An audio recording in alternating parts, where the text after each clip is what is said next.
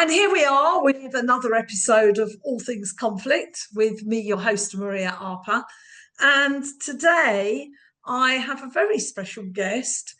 As you probably know, if you've been following my work, we spent 7, 8 years working in Dartmoor prison with our Peaceful Solutions Dialogue Roadmap project. And my guest today is Lee Middleton, and Lee was a former prisoner officer at Dartmoor Prison who was directly responsible for organising the project. And I'm really glad to be able to share this conversation with you. Thank you. Let's dive in.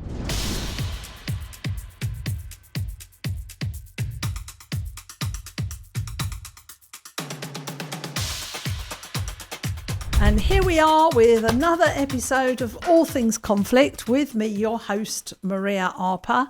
And before we get into it, I'm excited to tell you about my flagship Dialogue Roadmap training. So if you see yourself as someone that would like to master the art of communication and dialogue and help people through difficult conversations and conflicts and all the areas in life where talking gets sticky, then you might be interested. It's 20 days of intensive training supported over the course of a year with a small selected group of people from all walks of life. And if you think this might be for you, I'm just at the beginning of thinking about the 2027 cohort.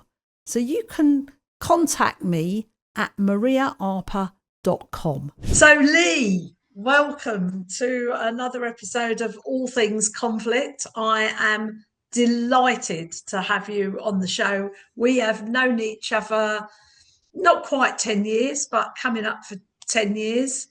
And we met in Dartmoor Prison, where you were not a guest of Her Majesty. So maybe you'd like to introduce yourself. Yeah, I'm Lee. Like I said, I met Maria and David in 2017 when I was serving as a prison officer at HMP Dartmoor. I was there for 17 years in total. Still remember one of the first things that Maria ever said, and that was what the world needs now is less experts. And that got me straight away, and I thought, oh, I like this. I did the DRM training, and then that was me hooked from right from the start, really. So yeah, I was lucky enough to work very closely with the DRM project for it's been about 7 years, was it? 5? No, about 5 years, I think it was. And still, sort of then, when I moved on to a different role in the jail, still able to support the guys that were doing it as well, as best I could. So yeah, one of the best times in my prison career, spent doing the DRM, or not one of the best time in my prison career doing the DRM stuff. Yeah, it was absolutely brilliant. So Yeah, thank you. Yeah, it was a joy. It was a joy of a relationship, really, working relationship. And actually, the quote, just to put the record straight, is the world doesn't need any more experts. that's it. We Yeah. need people. What we need is people who can connect heart to heart. Yep. Yeah, and that got me. That's what got me straight away. I think it was probably one of the first, other than your introduction, it's one of the first things you said, and I was like, right, this is for me straight away. I was like hooked. That was it. I thought, this is for me. This is yeah. We need to connect as humans, and not label each other, and just connect as people. And that's yeah, that got me straight away. So it was brilliant. Yeah, so you were in the second cohort of training that we did at Dartmoor Prison, and back then we were training officers and prisoners together. And maybe you could just talk about that experience, because it was 9 days of training, I think, or 6 or 9 days of training. I can't remember, but maybe you could talk a bit about that experience. Yeah, I think it was three blocks of 3 days, if I Yeah. remember rightly. So it was 9 days. Yeah, and it was very strange because it's not something that I'd seen done in the prison service before, where prisoners and staff were training together. And I know another officer, when I talked to him about it, that was on the training, um, and he was the same. He was like, "This is kind of weird, isn't it?" Like, and I was like, "Yeah." But after a few days of just finding our feet, and it did just become a classroom, and it wasn't. Um, it that sort of barrier got broken down a little bit straight away, and the practice, and we giving each other feedback, and it just become like you were all participants in one sort of class, and the officer and prisoner dynamic didn't matter so much, and that happened really quickly, actually, much quicker than I thought it would. Yeah, I remember that, and but what I do remember is the prisoners, knowing that that was how we were for the training. But as soon as they left, there was no kind of like, oh well, now we're all mates. It was like Yeah, then we go back to and we understand the different roles and the how we're participating in prison life. But I think it enhanced respect. yeah, I think it did as well, and it makes if you know, I've always said if you know people as people, then you can deal with them easier, and rather than that's kind of fake respect where they call me Mr. Middleton and they respect me because of that, but it's not real respect. That's kind of being told you've got to do it. But if I know them as a person, they know me as a person. And if I say to them, look, lads, I need you all to go away really quickly, then they do it because they know that it's not just me being horrible or trying to flex my muscle. It's because I genuinely need them to do it. So it having that professional relationship, it makes prison run better, if that makes sense. Better than just that kind of fake respect that's kind of forced upon people. And one of the funniest things was in the classroom, people calling me Lee, and then literally we'd walk across the yard, get back onto the landing, and they'd be like, "Mr. M, Mr. M," and I was like, "Yeah, lad, you can still call me Lee if you want. It's not a problem. Like it's not." But they instantly they switched almost back into that mode where it's officer prisoner type thing, you know. So it was very strange at first, and took some getting used to, from both sides as well. Like, Yeah, well, I was thinking about a conversation yesterday with someone who'd been in prison, was talking about um, him being able to have a compassionate visit because his father was dying, and there were a number of officers that could have done the escort, and he was dreading one particular officer, absolutely dreading that he would be the one. And then, of course, as luck would have it, it was that officer.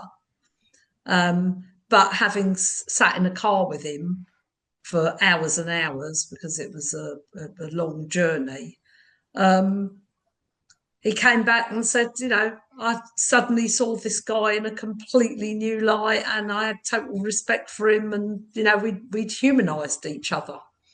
And I wonder if you could speak to that as a general principle. yeah, like I said, I think once you do see each other as two people rather than officer prisoner, and that goes the other way around as well. Like, you know, there'd be times when I went to work on detached duty up in uh, Rochester, and they hold a lot of younger inner city London kids.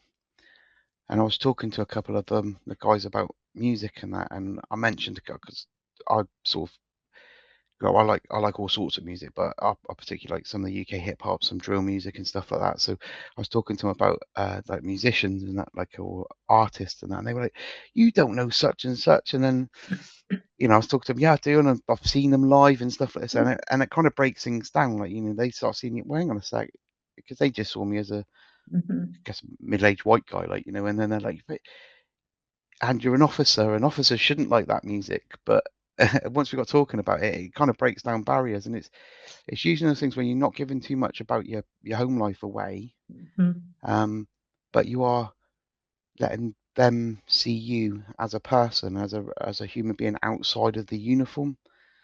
And I get it, because quite often that uniform represents a system that's repeatedly let them down throughout their life or oppressed them throughout their life. So I do understand why that is a lot harder for some people than others. But if you keep chipping away, you keep just, I say, just treating people as humans, then both ways it works really well. Yeah, because systems are really worried, aren't they? The system, whatever system it is, they get really worried that if you come out from behind the professional front, that somehow you're going to get mind controlled, or persuaded out of the role. But actually, in my understanding and my experience of things, is the minute we become human to each other, then actually, I mean, there is a skill to it. Obviously, there is a skill to being able to say, well, and now I need to do the job that I'm paid for, and now Yeah, this is part of the role.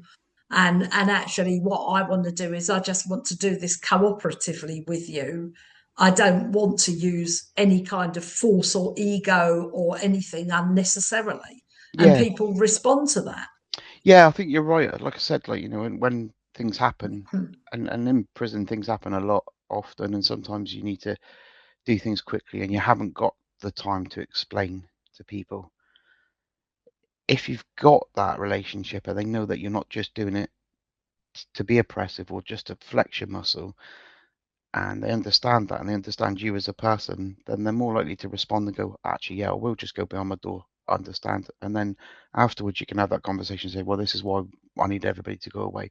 Or sometimes you can say, look, I can't tell you why, but you can be honest with them, and they know that, that way you're, because you've built up that relationship, you can, they know that if you say, like, I can't tell you, what's going on, I can't talk to you about that, they know you're not just being awkward. They know that, it's genuine, because there are things you can't tell people, um, because you just can't in some situations in the prison. So, but yeah, on the whole, it works better if you do build up that personal relationship with people, or that professional relationship with people. Sorry. Um, you can't do it all the time. Sometimes there is a need to do certain things, and there is a need to use force sometimes. Unfortunately, if someone is too far gone, or they're psychotic, or they're using substances, and you only have a finite amount of time, you can't just let things go on forever. Unfortunately, you do have to go down that route sometimes, but on the whole, you can reduce that by having that personal relationship with people. Like, I think there are two things. I think yeah, I'm really with that. And then also there is about how we communicate to people the boundaries and tolerances, and what happens when we exceed them. I mean, I did a really good podcast conversation a couple of weeks ago with a woman in America who calls herself a legal disruptor. And what she does is she spent 20 odd years, as a lawyer and training judges and training lawyers in the criminal justice system, realizing though that the problem is that the population she was serving, African American community, have never been taught what the laws actually are. So people find themselves being criminalized, not realizing, because who teaches you what the laws are?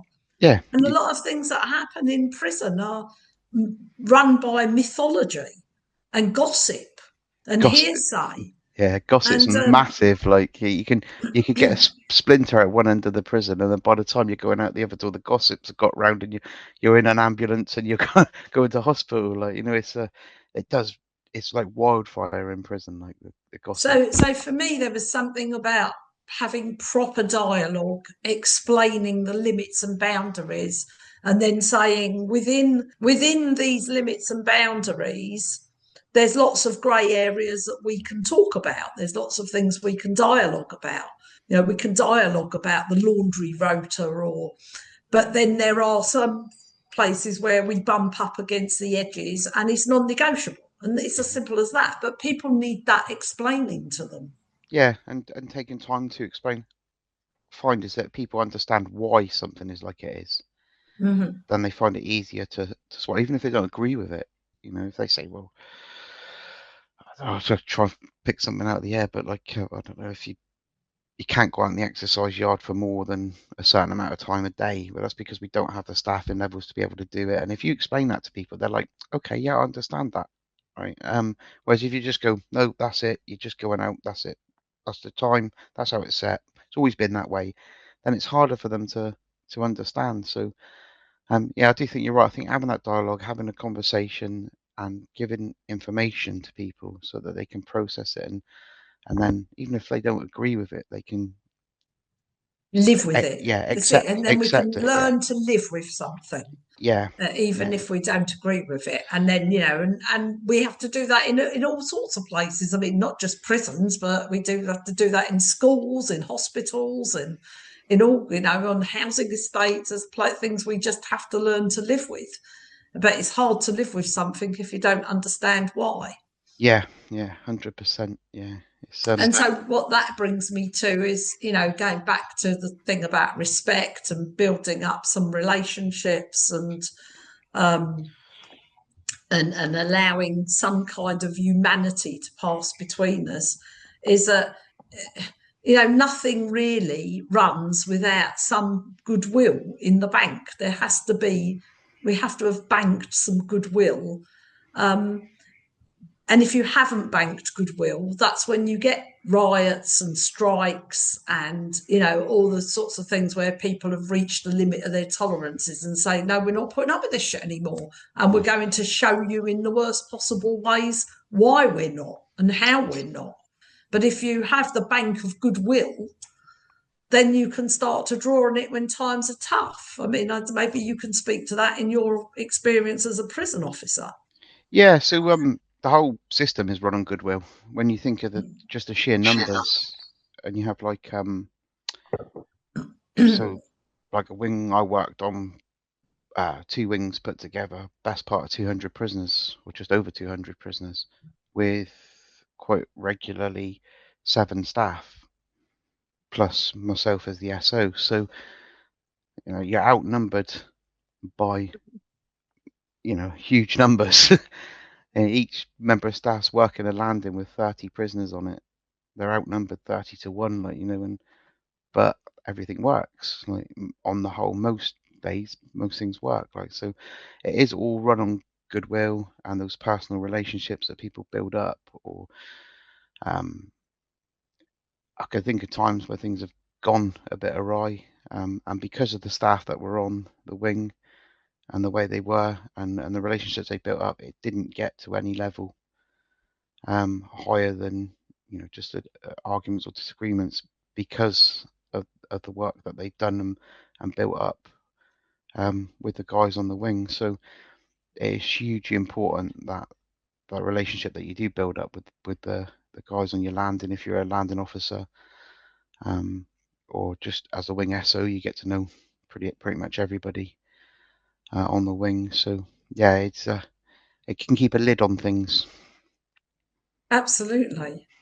So let's talk about the project then, because Yeah. I mean, you were really highly invested in it. I mean, it was part of your job, wasn't it, to monitor it and to keep the thing running and to organise and keep the lads on track and everything. And I guess I think I'd love to hear. I think let's start with you and how it affected you, and then we'll move into some of the dynamics of it and how it worked. Yeah. So I remember getting called into the governor's office, and the governor and the deputy governor were sat there, and they asked me to take over an element, because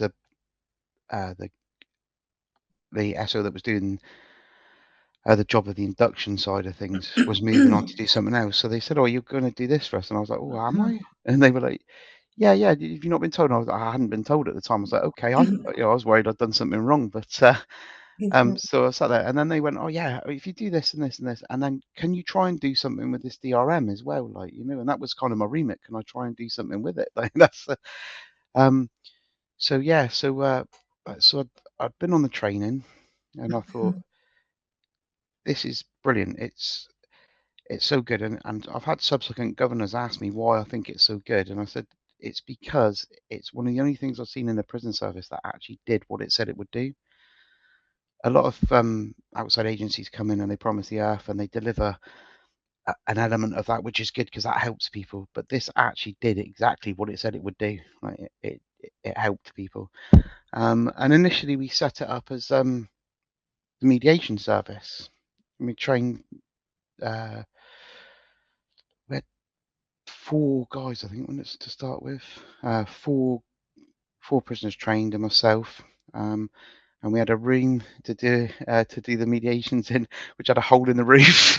Yes, that's right. Yeah, Mediations had to be cancelled when it rained. Yeah, when it rained, rain stopped play more than in a cricket match. So we had this little tiny room, and we started and we got it going, and then we started doing a few mediations, and we did a few of the family mediations, and we got some family members in from outside, and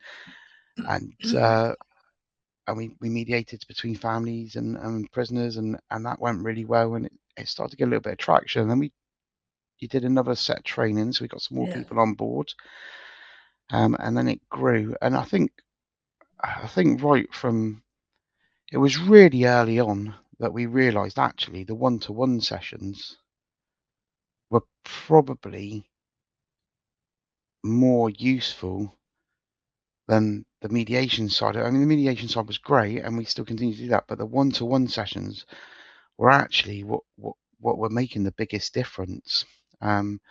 So we then started rolling that out and offering people 6 one-to-one sessions at a time, and that was really well received across the jail. And I know one of the governors did a study on it on one of the wings, and he said that when we started doing it and we were seeing quite a lot of the wing, violence went down, self-harm went down, and the bullying incidents had gone down as well. So it was making a real impact within the jail. And I think at one point we were seeing a third of the jail every 6 weeks, I think. So we were seeing a lot of people, helping a lot of people. And I think those one-to-one sessions were so well received because it's very rare in life that you just get a couple of people that'll sit down, just listen to you, have a genuine interest in you as a person, and not just try and give you advice, not just listen to give advice back. They were listening because they wanted to listen and understand. And I think that's quite rare in life. Sadly, all too rare in life, really. And I think that's why it was so well received, because the guys could just come and talk, and they were talking to their peers. They weren't talking to officers. They weren't talking to. So there was instantly that sort of element of, oh, can I trust this person? That got broken down quite quickly, and it was completely confidential as well. And that's the bit we had to make sure that was key. Was that it was kept confidential, with the caveat that if someone was going to hurt themselves, hurt someone else, or try and escape, that they would tell. But that was always the caveat that was given at the start of every meeting. But we had to make sure that it was completely confidential, because trust in prison is a huge thing. And if we lost that, then it was on a hiding to nothing. But I think we managed to do that really well and manage that really well. Yeah, I thought the guys and you and everyone did manage that really well, because we did get a good reputation for that. Because at first, as you say, there's a lot of wariness, but yeah, and also I felt that, and still feel, because we're obviously still doing this work, is that, that caveat, what the things we can't keep secret is if you are intending to harm yourself or someone else, or you have harmed someone else, or you're planning to escape or whatever. And telling people that before any sessions start, before you come in the room, there's your boundary. So just don't tell us that stuff, because if you tell us that stuff, you're actually asking for help. Yeah. That's how we will interpret it, that you're actually asking for help. So we make it clear. And then also, I think the other side of what we did was, if you did tell us that stuff, we didn't just pretend we hadn't heard it and then run off and report someone behind their back. We'd actually say, so you're disclosing this, now what shall we do? Who Yeah. are we going to tell? Do you want to come and tell? Do you want to? Shall we do that for you? So everything was completely transparent, and I think that was what was really respected. Yeah, and I think you're right. I think in a system that is sometimes quite secretive and does need to be quite secretive Yes, of sometimes. course. Yeah. Of So course. yeah, that, I think that transparency and being upfront and being honest and saying that, if you do this, we will need to do this. That landed really well with the participants, because they knew that was it. Someone was being honest with them. Someone was saying, if you do this, we will do this, but we'll do it with you, not against you. I think that landed really well, and it helped people to open up really early. 6 sessions doesn't act. I don't know. Some people might sound a lot, but it isn't actually that much, really. If you're trying to unpick a whole life, if you've got someone that's, and quite a lot of the guys in prison, their lives have been very chaotic, so their life stories are a lot longer than, Joe Public or the average person walking around. But 6 sessions isn't actually that long. So some people we did offer longer, and some people we carried on supporting for a long period of time, depending on what they were going through. We had guys that had cancer diagnosis in prison, and were facing the prospect that they probably, it was looking unlikely that they would get out. And the guys supported them through that. So they did. The list is endless of the things that the guys dealt with throughout their time doing this work, and they, to a person, they were brilliant at it. I've got to say, they were absolutely brilliant at it. It's the work that they did was phenomenal, really. It really was. I mean, when you listen to someone that deeply, and then, as you say, you're dealing with absolute complex stories, sometimes really very sad, lots of distress. It isn't just about somebody, I mean, clearly Dartmoor was a male prison. It's, not about some bloke who's just done some bad shit and has gone to jail and he shouldn't have done it. There are complex stories, complex traumas, lots of distress, lots of things that you just wouldn't imagine. And so for someone to have somewhere to deposit that's going to be held in confidence and isn't going to be judged, and no one's going to then come up with a diagnosis or a label. And I'm not saying that those things aren't necessary in a different service, but, just to have that one place where you're seen as a whole human being, no matter what it is, as you say, it's very rare. It's a gift. And to not be judged. Yeah. For it. Not to have anyone come up with a label or a diagnosis or a judgment or decide that, you're one grade of human and I'm a different grade of human, just it is what it is. That's where we are. One of the things I really liked about the DRM was, I mean, obviously empathy is hugely important in life. Receiving empathy, giving empathy without going too deep, it can change physically, can change you. So that bit's really important. And like a lot of counselling services are very much, well, what's happened to you, or that's really sad, or that's this, that, and the other. They don't label it. They try and get you to label it yourself. What I really liked about DRM was, okay, so I guess you are feeling this and you are needing this. we're giving people a language so that they can label their own issues. And what are you going to do about it? We're not just leaving them feeling like that or needing that. We can say, well, what are you going to do about it? What do you think you can do going forward to make that better? And that's one of the things that I really liked about the DRM was we were helping people to label their own stuff. Yeah, so that was the belief in self-efficacy, the belief that actually we all have everything we need in us. It may have been frozen, it may have been beaten out of us, the well may have run dry, but actually we all have the capacity and the capability. We just need it supporting, like a plant needs watering and feeding, just that needs watering and feeding.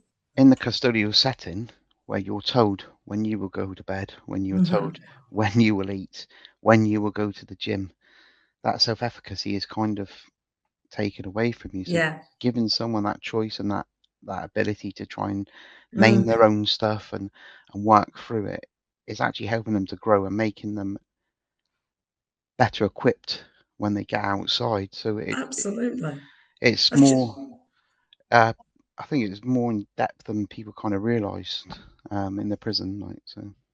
Well, I just did a training in another prison just recently, and two of the guys, it's a small cohort of 5 who were just at the beginning of this journey, and two of the guys struggled on the first couple of days and said, in order to get through this, I have switched off my brain, my thinking, my feeling. I've just switched it off, and it's been switched off for the last few years. And what I'm realising is you're asking me to switch it back on again. And by about day 3, day 4, it was starting to, the wheels were starting to turn, and they were starting to get it. And what I was saying was, yes, I can understand how to get through a system like this, you need to numb yourself. But the danger of numbing yourself is that you become a nice dead person, and that actually, when you get out, that isn't going to serve you. No. And I think in some respects, you need to do that from both sides as well. So as an officer, you come in, it's easier to numb yourself against things and not think about them or make jokes about things or joke or laugh about things that are quite serious subjects sometimes, because that's what helps you get through the day. But numbing it, like you said, that doesn't then do anything for your life outside as an officer or as a prisoner getting out, because you're not in tune with everybody around you. You're kind of in your own little bubble. So in my world, in my way, I say that when you do these jobs, you need to develop a greater sensitivity to the energies around you, to the atmosphere, to the the vibes around, and a more intuitive way with people. But what you need is, when you've developed that, then you need the tools that the dialogue roadmaps gives you to know what to do with it, rather than just kind of, as say, numbing yourself or anaesthetizing yourself, which just, it cuts you off, and eventually it cuts you off from yourself. Yeah. And I think it is easy to lose yourself in a system. Yeah. It is easy to some days just think, well, I'll just go along with the system, even when there's certain things you might not agree with, or like how the system is run on a big scale. You can sometimes think, well, I don't agree with that, and you can get caught up in that sometimes. But then I guess sometimes it's checking in with yourself and remembering, well, I can do what I can do. I can go in and affect someone's day by helping them, by doing what I can do. I can't make the big changes. That's not for me to do. So I can feed back and I can give people ideas and I can pass on what I think. But if that's on deaf ears, there's nothing you can do. So it is remembering that, which is sometimes hard. It is hard because, in any, no system is perfect. And as we're discovering with a lot of our, big statutory agencies and our big sort of systems, not only are they not perfect, some of them are absolutely falling apart and in absolute dire state. And then we choose, so, I run a charity and, I disagree with quite a lot of what I see in our systems, but I'm not going to make a fight out of it because, as you say, there are things I can do. There are contributions I can make, and I want to make those contributions. And so one might say you choose your battles. And I don't necessarily mean your battles externally, your own internal battles. Yeah, choose what you're going to give your energy to. Am I going to give my energy to feeling angry and frustrated about a system that I was working in, which, in my own opinion, doesn't work particularly well for many people? Or am I going to just do what I can do? I'm going to go to work. I'm going to try and help the people that I can help, the people that I deal with on a day-to-day basis, help them as much as I possibly can, and then go home. And it's that personal choice about what you're going to give your energy to, I suppose. Yeah. And then, when we get into what I'm hearing from you is do the bits you can do. When you look back on those years in Dartmoor prison and the project, the Peaceful Solutions Dialogue Roadmap project in Dartmoor prison, by we, I mean you and me and the governor and the lads and some of the other officers who supported as a team of people cooperating with each other. We did things, we pushed boundaries within a system through good relationships. That was what did it, wasn't it? Relationships where everyone did what they said they were going to do. We delivered on our promises.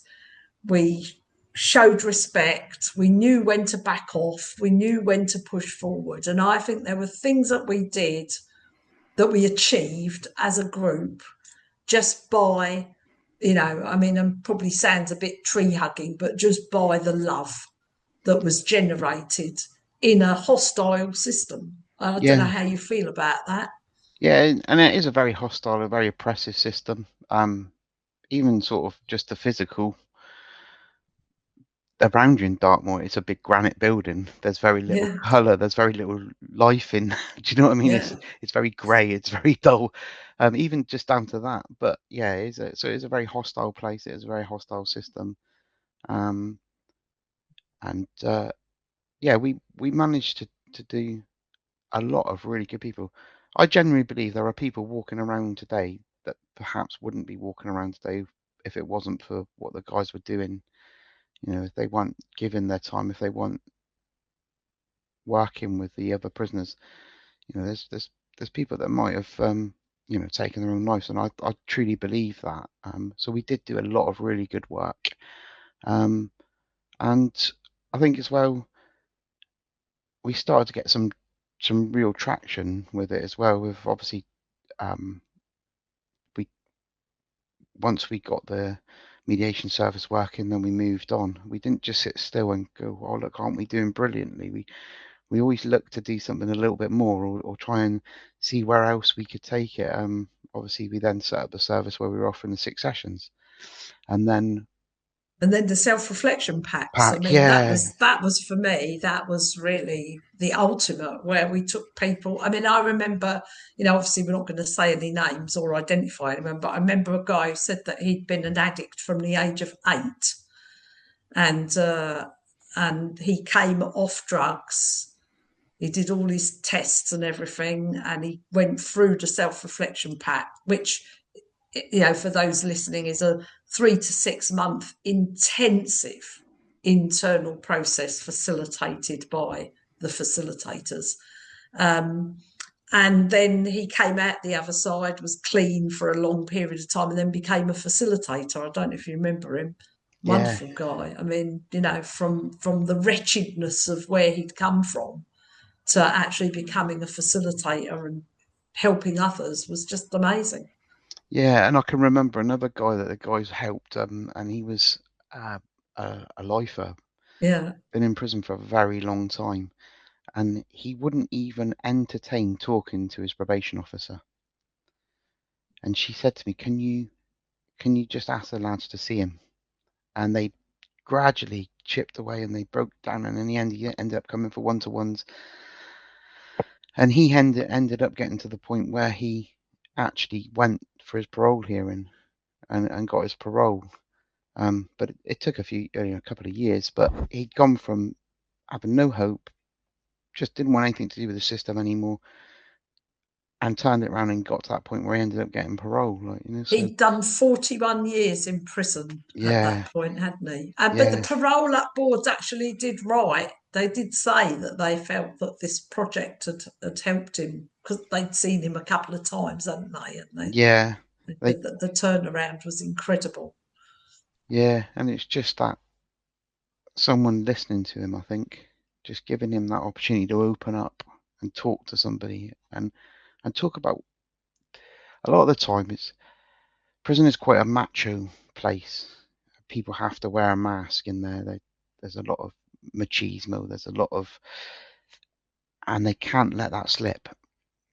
And I think with having the one-to-one sessions, they could let that slip, and they could be themselves for that hour that they were talking, and they could talk about fears, which I wouldn't imagine many people talk about what's worrying and what's upsetting and what they're scared of in prison, because they don't want to be seen as weak.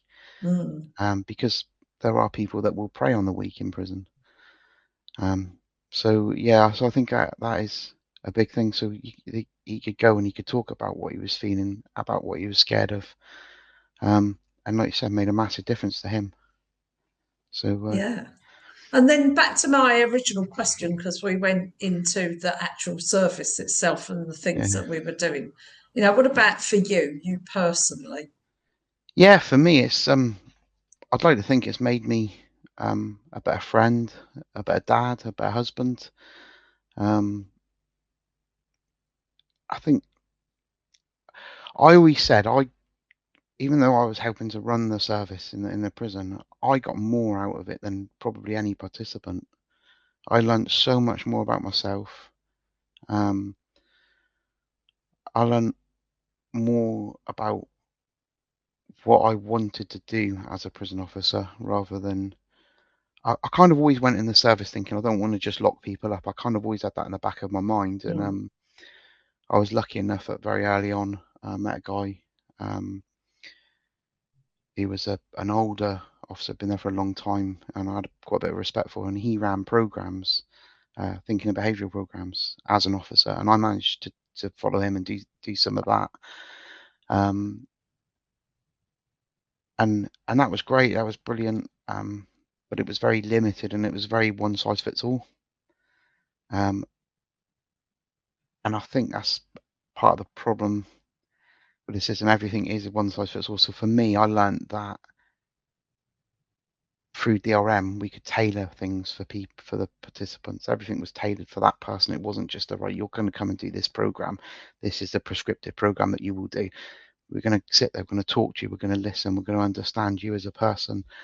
It gave me a bug for mediation as well, which even after I moved on from doing DRM and went back to running a wing, I still maintained and ended up doing mediations for the Ministry of Justice, like workplace mediations for the Ministry of Justice. So, and it ignited that in me, and it's not something I ever thought I would do. I never really, I think if I'd have started as a prison officer, someone said, "Yeah, you'll end up working closely with the prisoners, running a mediation service. You'll do mediations yourself." I probably would have gone, yeah, not You sure did about some that. brilliant mediations. You did some absolutely amazing mediations. I But remember I remember one that you did with it was with family on the outside, you know, because we were worried about this guy going out and family just ignoring him or cutting him off, and we brought that back together. You did that, and then didn't you see him years later or something, and it Yeah, was all sorted? yeah, I see him regularly. I bump into him quite regularly, and I bump into his the family member that we did the mediation with as well fairly regularly, and they always stop for a chat, let me know how they're getting on. And yeah, he's touch wood, he's not been back to prison, and That's he's doing amazing. really well. He's got his own company, and he's doing really well. And um, one of the biggest things for him was the breakdown the relationship with his family outside, but he's in contact with his brothers and stuff like that now as well. So it's it's a nice story, and it feels good when I also remember something you told me. There's no such thing as a selfless task. If you do something, even if it seems selfless, but you feel good about it, you've got something from it. You're fulfilling a need. Absolutely. So when you hear that, that is really lovely. When you get that sort of feedback back, you think, oh yeah, well actually, I did have a hand in that. Like, and it's I'm quite, well, I like to think I'm quite a humble guy, but I'm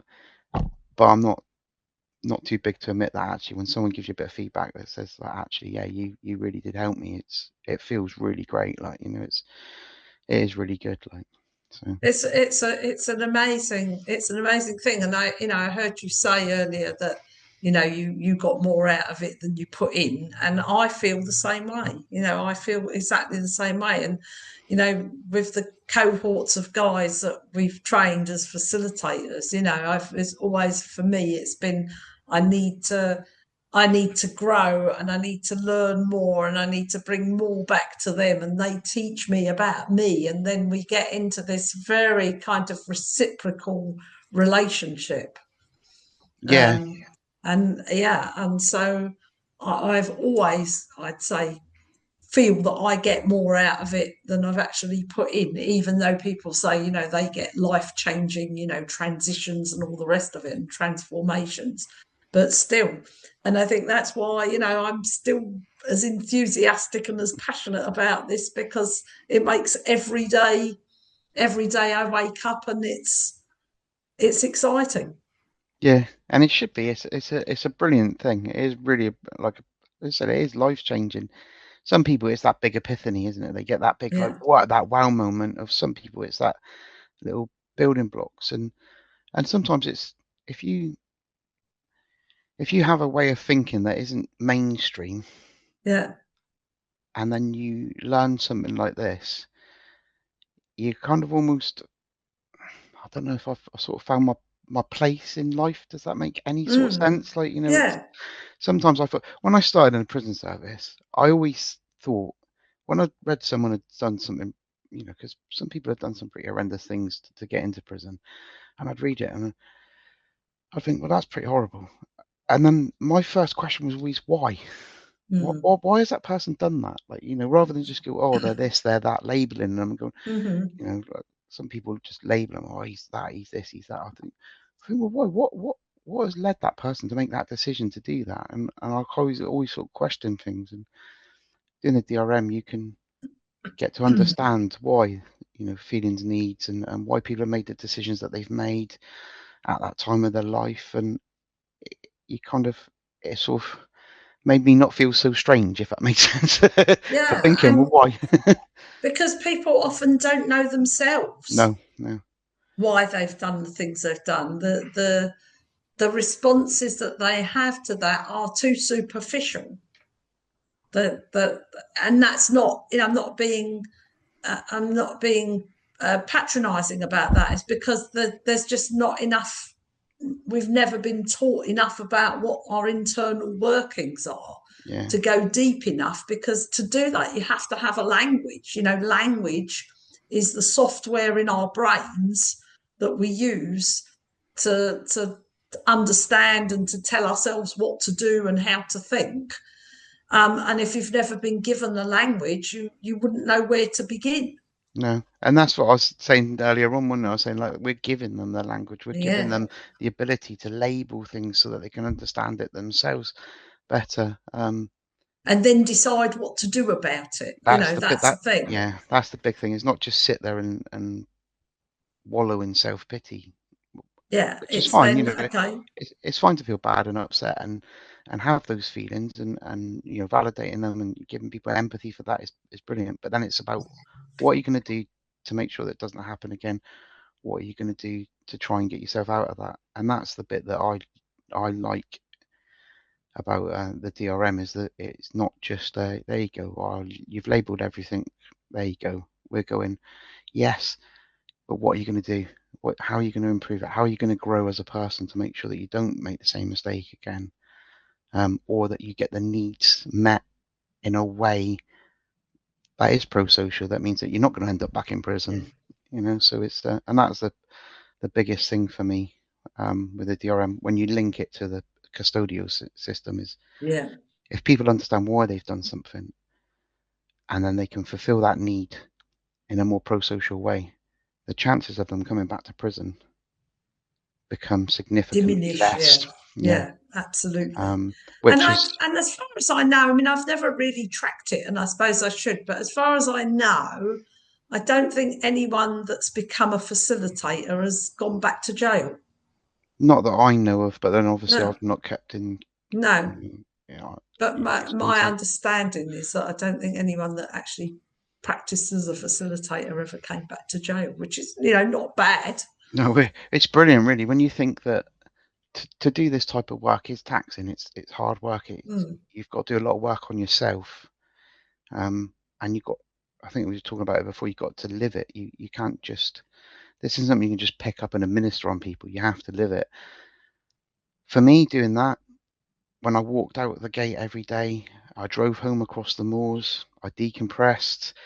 I got home. I could talk to my wife about things. Obviously, can't talk about what actually happened, but I can talk about how I was feeling.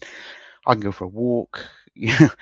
For those guys, sometimes they were having a session, hearing some pretty deep stuff, and then going back to a very small cell without anybody to talk to because something had happened and they weren't going to get the time out of the cell, so they were being locked away. And to do that, still come through it and come out the other side and still want to be involved in the project like a lot of the guys are, is incredible in my eyes, really. Yeah, I mean, I think that it's worth. I think it's worth saying that a project like this doesn't operate without a ton of supervision. Yeah. And at different levels, like when you were running the project, you being there as a constant, and then more professional supervision from myself and David, and then now we've got people who've done dialogue roadmap training who go and volunteer in the prison to literally look after the well-being of our facilitators. So those things, because we have to remember that the facilitators are prisoners themselves and they're on their own journey. Those wraparounds are really, really important. Yeah, and hugely important. But still, a drop in the ocean in terms of the resources, the cost of those resources compared to, the benefits that come out of it. Yeah, that's when you said about like growing myself, having supervision with David, and even just having conversations with yourself. That's where I learned a lot, an awful lot about myself through the supervision. It's initially when I thought it would just be me dumping everything. All right, that's it. I've got all this stuff. I'm going to dump it on David, and but it wasn't. It sort of it wasn't like that at all. It was more me sort of understanding myself better and why I was feeling the things that I was feeling, rather than just going, right, I've heard this, I don't want this, I'm going to dump it. It was right. Well, why is that triggering me? Why am I getting so triggered by that? And sitting with the discomfort of it sometimes and just thinking, well, this is triggering me. That's fine. It's triggering me. It's absolutely fine. Just sitting with that discomfort is that's probably the biggest thing that I got out of it. It was sitting with the discomfort and thinking, well, it's not going to be like this forever. I'm triggered. This is going to happen. This is perfectly normal, and it will pass. And yeah, and that's, I think, aided me to be less responsive to stuff, and less responsive to conflict as well, in my life in general. Just thinking, right, okay, that has really triggered me, you know. But the job I do now, I get people shout at me and stuff like that, and I think, okay, yeah. And I find myself, so what I'm hearing is, and yeah, okay, so I'm guessing you need, Yeah. and I hear myself saying it, and I'm thinking, oh, there you go, I'm straight back, straight back to Straight back DRM. there. Yeah, and Well, it just, you're in a front-facing customer serving role now, aren't you? yeah, and it's different. You know, where I work now, most people want to be, whereas before most people didn't want to be Yeah. where they were. But it's still, you know, get people. People are out of control. They don't have control. When something goes wrong, they don't have control. So I understand why they get so triggered, and it's just using those skills. And I think these skills will, you know, I'd love to be using them in mediation and stuff like that. But even when I'm not, these skills are just here for life now. I think it's part of me now, if that makes sense. Yeah, wow. So, Well, it's certainly been a really wonderful working relationship, Lee. I mean, we've always found so much kind of common ground and understanding, and you know, been able to kind of, as I said, I think we achieved a lot in terms of pushing some of the barriers back within the jail. And we're, you know, pretty much coming to the end of our time together on this podcast. You know, if you wanted to leave, you know, it's been a really lovely, gentle conversation. It's really touched me. But if you wanted to leave something, what is it you would want the listeners to hear? What? I think one of the biggest things for me is we're kind of in society, we're kind of almost being trained to listen to respond. And I think if you can just slow yourself down and listen to actually listen in all your conversations that you have, that will make the quality of the conversations that you have in life much better for both the people involved, for yourself and the other person involved. And I think that's probably one of the biggest things I've learned from DRM is that, yeah, listen to listen, don't listen to respond. Yeah, in fact, yeah, listen in order to reflect. Yeah, and think about what that person said. Yeah. And then respond, rather than just while they're talking thinking about how you're going to answer them. And I guess as well, like not always giving someone advice. Sometimes just listening's enough. Just being there and listening to them. I think we get programmed into, oh, if someone's got a problem, we got to fix it for them. We've got to try and make it better, and we're doing it from a good place, because we want to help that person, or we're seeing someone that we have a relationship with in some sort of pain or turmoil. We want to stop that, but sometimes we can't do that. They need to do it themselves. So it's not jumping in and going, well, have you thought about this? Have you thought about that? Like, you know, so it's Well, one of the things that I've often said to friends, you know, because sometimes, you know, people, you get on a phone call or, you know, whatever, and someone will start pouring out a story or a situation. And sometimes I will often say, so just before we go any further, I just want to ask you, do you just want me to listen? Or actually, do you want me to listen to help think about strategies afterwards and what you might do? And it's really good to ask that, because I tell you, every time people say, I just want you to listen. Yeah. And it's nobody ever says, I want you to, because if they wanted someone to come up with strategies, they can go to a lawyer or a HR person or a counsellor. They can go to a professional and pay for that. Yeah. And get it in writing and get it in so that it's professional advice. But we just want to be heard. We're kind of programmed, don't we, to strategize, right? How are we going to fix it? How are we going to fix it? Even our own problems, how am I going to fix it? And sometimes it's just about talking to someone, just offloading that, and then, then slowing things down, and just that empathy, just receiving that empathy from someone is hugely important. It really is. It really is. Just being able to go, whatever it is, whether it's I fucked up and I still want to be seen as human. Whether it's, I feel that there's some injustice or wrong that's been done to me. Whatever the situation in life is, it's about, I just want to be seen as human, whatever the circumstances are. And we need to do that first. We can begin to think about how we want to row ourselves out of situations afterwards. But you can't go from problem to fix it. Problem, fix it. Problem, fix it. It's actually problem, situation, anxiety, reflection. How does this affect me? How does it affect you?